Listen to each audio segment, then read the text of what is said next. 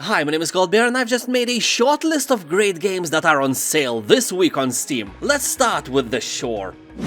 I have played this game while it was still in development, and I was really impressed by the grand scale of some creatures and entities that roam this Lovecraftian world. Well, by saying Lovecraftian, I really mean it this time. You will literally encounter Cthulhu itself and have a conversation with him, you know, about life and how his wife left him. Oh no, that's probably you who was left. Cthulhu just wants to destroy the world as you know it. No big deal. So basically, The Shore is a game about the mystery of the unknown, set on a forbidden island filled with horrors. Although if you can survive a visit from your mother-in-law in the real world, those Lovecraftian horrors will be a joke to you. Here you will take control of Andrew, a father searching for his lost daughter, and while doing the searching part, you will awaken a cosmic horror or two. Yeah, immediately after the release, game has mostly negative reviews because of bugs and some other ridiculous things, such as invisible walls everywhere. Well, they fixed a lot of bugs and problems since then, and now at least recent reviews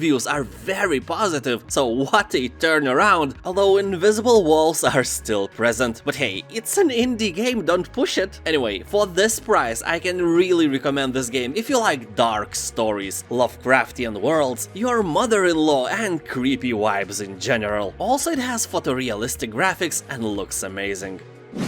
Van Helsing Anthology. For €7 you will get all 3 Van Helsing games, DLCs, and even an additional tower defense game called Death Trap, which has a very positive reviews on Steam as well. So basically this pack is full of goodness for action RPG and tower defense lovers. In Van Helsing you will have to enter a memorable gothic noir universe filled with monsters, magic, and weird science and become the greatest monster slayer of all time. That will be quite easy because you will have a vast array of powerful skills in your control. Here you'll be also treated with a nice campaign spiced up with a wry humor and snappy dialogue, which is really well written, and voice acting is also very nice.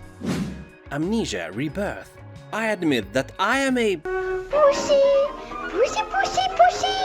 and I have never played the game. I watched Markiplier doing it and that was quite a fun experience. It has all the creepy vibes previous Amnesia games had, but it is a bit less scary. I was expecting, you know, the level of horror we all felt in the first Amnesia, The Dark Descent, but Rebirth has only 30% of that. The good thing is that if you are a pussy like me, you can probably play the game without having a heart attack. But the bad thing, at least for me, was that this time you are a pregnant woman. That sounds sexistic, but let me explain. It's actually not. I just can't immerse myself in the role of pregnant woman. I lack empathy, and if you are a man, there is a big chance that you can't do that as well. So that creepiness level is way lower for men who are playing the game and probably way higher for female players. As someone in the comments said, that Rebirth is the true definition of not great or terrible.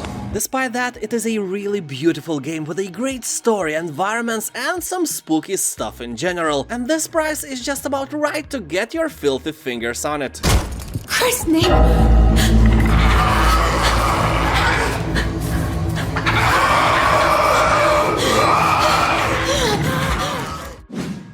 No Man's Sky.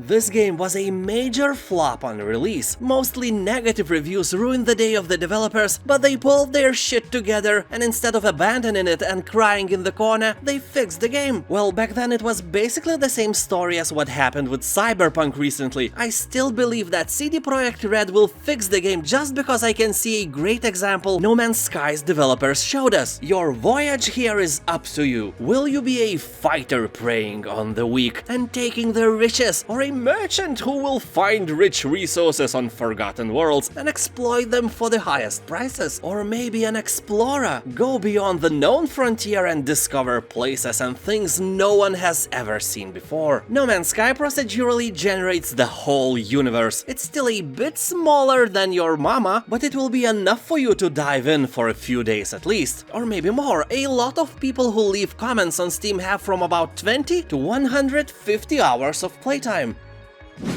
Absolo, End of Gods.